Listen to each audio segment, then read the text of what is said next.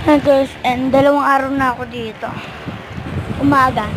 Umulan pa rin siya. Gusto kong manood pero daming tao sa labas. Ako lang mag-isa.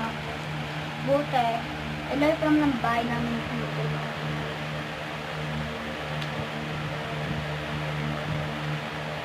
Ang buhok na aircon. Electric fan guys. Yung pala pagtataka. Yun naman. Pero kakabutan daw nila tong aircon. Sa may dulong kwarto naman. Pero ako,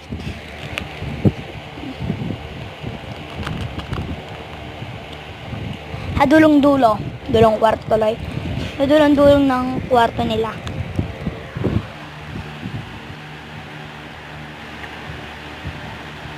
May para ano pa sila dito guys. Oh. Kung wala kayong lagyan